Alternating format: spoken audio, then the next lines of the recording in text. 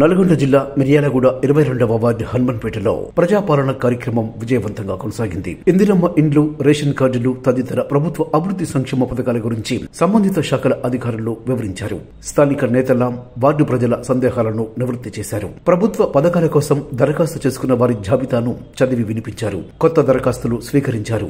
ఈ సందర్భంగా కాంగ్రెస్ పార్టీ పట్టణ జనరల్ సెక్రటరీ నీరికంటి నారాయణం, నాయకులు కుప్పాల సుబ్బారావు తదితరులు మాట్లాడుతూ కాంగ్రెస్ ప్రభుత్వ పరిపాలనలో కొనసాగుతున్న ప్రజాపాలన దేశానికి ఆదర్శంగా నిలుస్తుందన్నారు. అర్హులైన ప్రతి ఒక్కరికి పారదర్శకంగా ప్రభుత్వ అభివృద్ధి సంక్షేమ పథకాలు అందేలా తమ వంతు కృషి చేస్తామని చెప్పారు. ప్రజలు ఎటువంటి అపోహలు, ఆందోళనకు గురి కాకుండా ప్రజాపాలన కార్యక్రమాన్ని విజయవంతం చేయాలన్నారు. ప్రతిపక్షాల మాయలో పడవద్దని సూచించారు. జాబితాలో పేరు లేనప్పటికీ అర్హులైన ప్రతి ఒక్కరూ ఆయా సంక్షేమ పథకాల కోసం దరఖాస్తు చేసుకోవాలన్నారు. ప్రభుత్వ అధికారులతో పాటు తాము కూడా ప్రజలకు నిరంతరం అందుబాటులో ఉండి సహకరిస్తామన్నారు. ఈ కార్యక్రమంలో స్థానిక నేతలు చిలికూరి శ్యామ్, సి హరిబాబు, ఎం వెంకటేశ్వర్లు, కె కిరణ్, ఎం శ్రీనివాస్, పసుపులేటి శివం, సంబంధిత శాఖల అధికారులు పాల్గొన్నారు. జాగా ఉన్నా లేకపోయినా అందరికి ఇవ్వడం జరుగుతుంది. జాగా లేని వాళ్ళకి ఏంటంటే సైట్ తీసుకొని గవర్నమెంట్ సైట్ శాంక్షన్ చేసి ఇవ్వడం జరుగుతుంది. శాంక్షన్ అయితే అందరికి ఉంటుంది సార్. నేను చెప్పే విధానం ఏంటంటే ఇందిరమ్మ అన్ని శాంక్షన్ ఉంటుంది.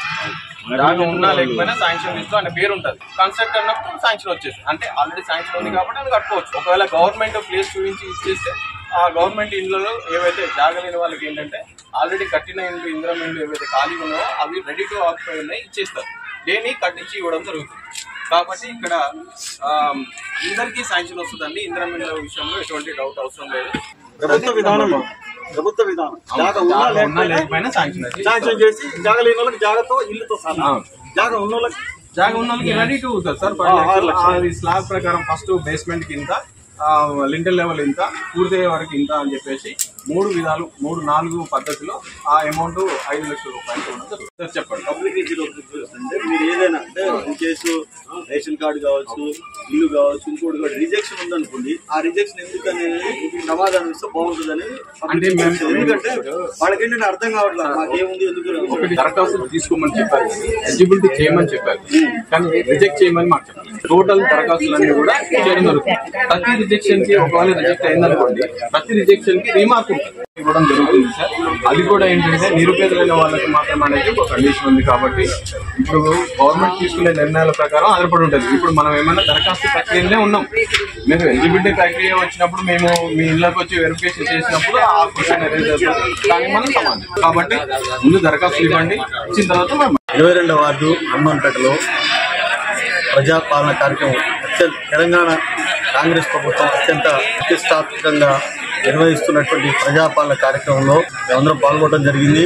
అదేవిధంగా ప్రభుత్వం ప్రజలకి ఏ రకమైన సేవలు చేయాలి, ఎలాంటి కార్యక్రమాలు నిర్వహించాలి అనే దానికి ఈ ప్రజాపాలనలో అన్ని రకాల ఫిర్యాదులు అంటే కావాల్సిన ఇండ్లు కానీ, మన రేషన్ కార్డులు కానీ, ఏ రకమైన కరెంటు, జీరో కరెంటు వాళ్ళకి కానీ అన్ని సౌలభ్యాలు ఏ రకంగా ఇవ్వాలనే దాంతో ఇంతకుముందు మిస్ అయిన వాళ్ళు ఎవరైనా ఉంటే వాళ్ళందరూ కూడా అప్లికేషన్ పెట్టుకునే విధంగా 26 జనవరి నుంచి జనవరి వరకు ఈ అప్లికేషన్ తీసుకోవటము ఈ కార్యక్రమం అత్యంత ప్రతిష్టాత్మకంగా నిర్వహిస్తుంది.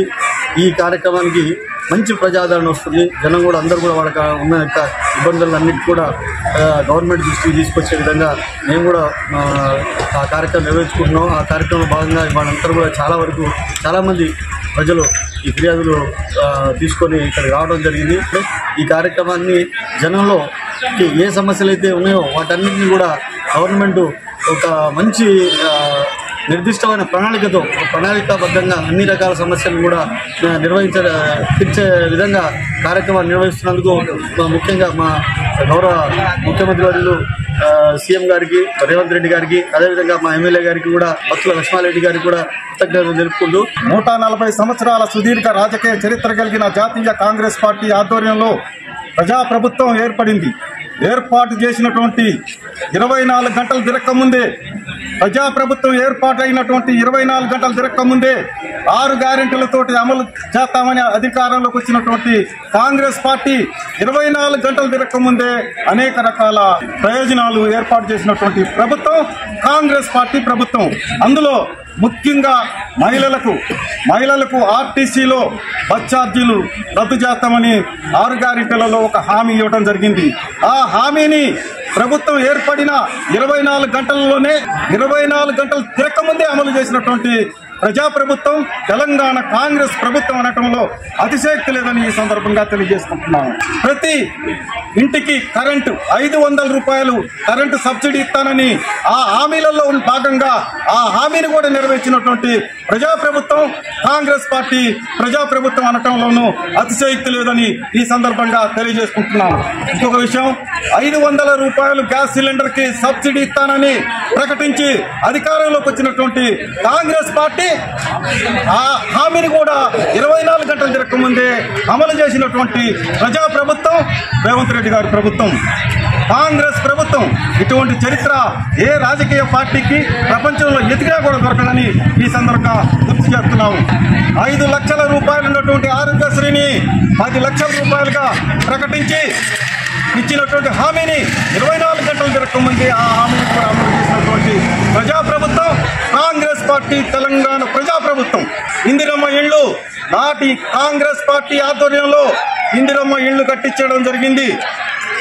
ప్రతి గ్రామంలో ఉమ్మడి ఆంధ్రప్రదేశ్ లో ఏ ఊరు పోయినా కానీ ఇందిరమ్మ కాలనీ లేని ఇల్లంటూ లేదు. దానికి కారణం నాటి ప్రజాప్రభుత్వం. నేడు ఇందిరమ్మ ఇల్లు కట్టిస్తామని హామీ ఇచ్చినటువంటి ప్రభుత్వం ఈనాటి ప్రభుత్వం. ఈ ఇందిరమ్మ ఇంటిది కూడా నిరంతర ప్రక్రియ. లేని వాళ్ళు ప్రతి వాళ్ళు అప్లికేషన్ పెట్టుకుంటే ప్రతి వాళ్ళకి ఈ ఇందిరమ్మ ఇంటిని సాకారం చేసినటువంటి government Congress party government. Indiramma ఇళ్ల గురించి గత 10 సంవత్సరాల కాలంలో అల్లుడు వస్తే కాలుకు తగులుతుంది, కోడలు వస్తే చేయికి తగులుతుందని చెప్పినటువంటి గవర్నమెంట్ ఏనాడైనా దాని గురించి ఆలోచన చేసిందా? ఎక్కడైనా కట్టించిందా? కట్టించిన 10 సంవత్సరాలు క్రితం కట్టించినటువంటి ఇందిరమ్మ ఇళ్ళు ఈనాటికి నిరుపయోగంగా ఉన్నటువంటి దుస్థితి నాటి ప్రభుత్వం ఉంది. కానీ నేటి ప్రజాప్రభుత్వం ఆ విధంగా కాకుండా అనేక రకాల ఇళ్ల సౌకర్యాలు ఏర్పాటు చేసినటువంటి ప్రజాప్రభుత్వం కాంగ్రెస్ పార్టీ ప్రభుత్వం. అదేవిధంగా రైతు రుణమాఫీ, రైతులకు కావాల్సిన సదుపాయాలన్నీ ఏర్పాటు చేసినటువంటి పార్టీ కాంగ్రెస్ పార్టీ.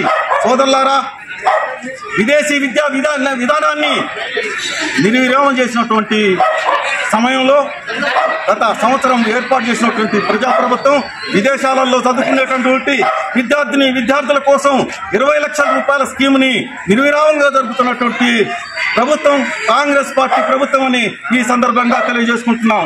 అదేవిధంగా సోదరులారా, రేపు ఉగాది నుంచి 2000 రూపాయలు ఇస్తున్నటువంటి వృద్ధాప్య పెన్షన్ ని 4000 రూపాయలుగా పెంచడం జరుగుతుందని ఈ సందర్భంగా తెలియజేసుకుంటున్నాము. అదేవిధంగా 4000 రూపాయలు ఇస్తున్న వికలాంగులకు 6000 రూపాయలు ఇవ్వబోతున్నటువంటి ఉగాది నుంచి ఇవ్వబోతున్నటువంటి ప్రజాప్రభుత్వం కాంగ్రెస్ పార్టీ ప్రభుత్వం. భూమి లేని నిరుపేదలందరికీ కూడా 12,000 రూపాయలు గ్రామీణ ప్రాంతంలో ఇస్తున్నట్టే అది కేవలం కాంగ్రెస్ పార్టీ ప్రభుత్వం ఆధ్వర్యంలో జరుగుతుంది తప్ప మరి ఏ ఇతరమైనటువంటి ఆధ్వర్యం చేయటం కుదరట్లేదని ఈ సందర్భంగా తెలియజేసుకుంటా ఉన్నాను. ఉగాది నుంచి సన్న బియ్య కార్యక్రమం, రేషన్ షాపు నుంచి తెచ్చుకున్నటువంటి దొడ్డు బియ్యాన్ని రద్దు చేసి సన్న బియ్యాన్ని రేషన్ కార్డు ప్రతి తెల్ల రేషన్ కార్డు కలిగిన ప్రతి కుటుంబానికి సన్న బియ్యం ఇచ్చే కార్యక్రమం జరుగుతుందంటే అది కేవలం కాంగ్రెస్ పార్టీ ప్రజాప్రభుత్వం ఆధ్వర్యంలో జరుగుతుందని ఈ సందర్భంగా గుర్తు చేస్తా ఉన్నాను. ఇటువంటి సంక్షేమ కార్యక్రమాలన్నింటినీ కూడా మన శాసనసభ్యులు బత్తుల లక్ష్మారెడ్డి గారి ఆధ్వర్యంలో జరుగుతుండే అంటుంటే దాంట్లో ఎంతో సంతోషపడే విషయం ఉంది. ఎందుకంటే సామాజిక కార్యకర్త, అనేక రకాల సామాజిక సేవలు చేసినటువంటి గొప్ప నాయకుడు భారతదేశంలో ఉన్నాడు అంటే అది ఒక్క బత్తుల లక్ష్మారెడ్డి అనటంలో అతిశయోక్తి లేదు. అటువంటి బత్తుల లక్ష్మారెడ్డి గారి నియోజకవర్గంలో మన ఎమ్మెల్యేగా ఉన్నందుకు ఈ నియోజకవర్గంలో ఉన్నటువంటి ప్రజలందరూ చాలా సంతోషపడుతున్నారు, గర్వపడుతున్నారని ఈ సందర్భంగా తెలియజేసుకుంటున్నాం.